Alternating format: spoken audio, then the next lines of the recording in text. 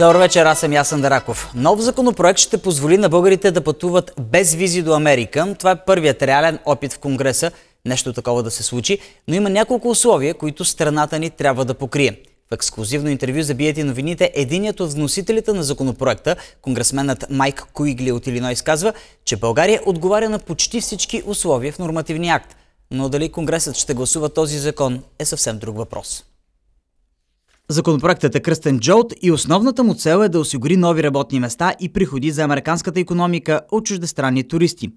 38 страни биха успяли да се включат в програмата за безвизово пътуване, сред тях и България. Според критиците, това ще представлява заплаха за националната сигурност на Америка. So the perception is, as you had suggested, that visa travel is the culprit, but that's simply not the case. Конгресменът Майк Куигли от Илинойс е единият от авторите на законопроекта.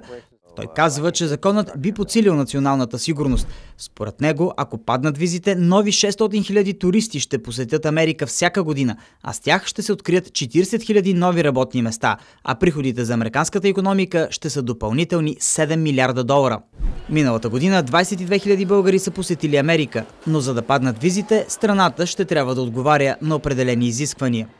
Bulgaria has shown a willingness and an ability to comply with those requirements. So if this legislation were to pass, I think you'd see a dramatic upturn in travel between Bulgaria and the United States, which is what we'd love to see.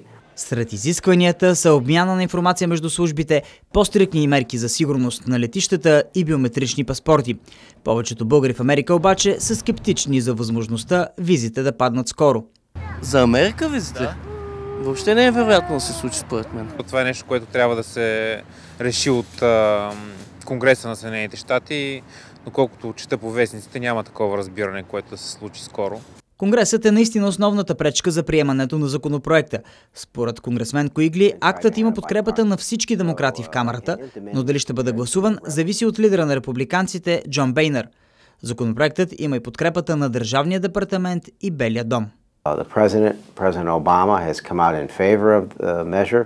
He was particularly interested in countries like Poland because he knows what great allies our Polish friends are, but he knows about Bulgaria and other countries and is supportive of expanding the program.